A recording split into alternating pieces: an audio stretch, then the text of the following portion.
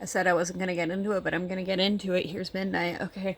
So here's the thing. The thing is that for those of you who have not seen the end of The Legend of Korra, actually neither have I. I got too anxious about if Kuvira would win, and it hit this point where I just couldn't watch the show because turning it on made me really anxious, so instead I just downloaded the transcripts and read the last 5 episodes.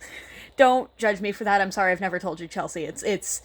Yeah. Anyway, so the whole thing about the plot of season 4, I think, of Legend of Korra season 3 and season 4 is that while there were no airbenders, they were the last of the airbenders. It was just Tenzin. Suddenly random people develop airbending. It's a really nice way for the show to work. But we gotta talk about Aang's kids. We got Bumi, Kaya, and Tenzin. And Bumi is a non-bender, Kaya's a waterbender, and Tenzin's a airbender.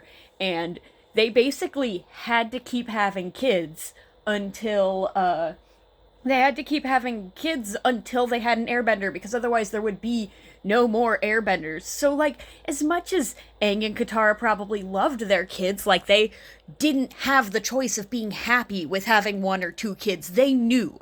They had that huge pressure on them. And then Tenzin grows up with that crazy amount of pressure.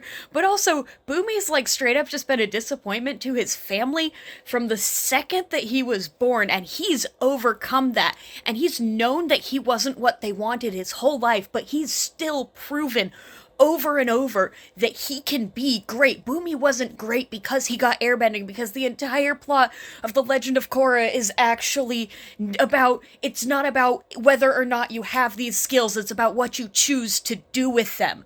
That's the whole reason why Kuvira is the best metal bender in the world. Because she's still not good. She's not a good person. The people who have the most power in that show are not the people who are the most talented. And it's Korra's continual struggle that she is very powerful, but she doesn't know how to handle it. She knows how to use the power, but she doesn't end up having that fact that she's more powerful than everybody else stop her from getting hurt, and that's her biggest insecurity.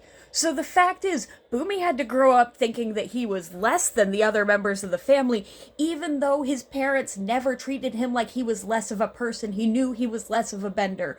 And his kids, not his kids, his siblings had that in their life too. They had that tied to them. There's no way they couldn't have had that. And then when Bumi does get airbending skills, it's this moment where he gets to have this validation. Don't say that Bumi getting airbending skills is denying him a disability.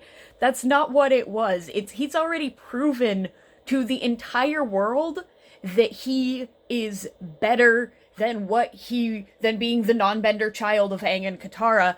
He's already proven that to everybody except himself. And then when he gets the power of airbending, he learns firsthand that the thing that he thought was stopping him from being a true contributor to his family was actually the thing that it was what was him all along. It wasn't that he was missing out on something.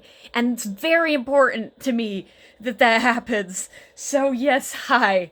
I need to go to bed now. I open tomorrow morning.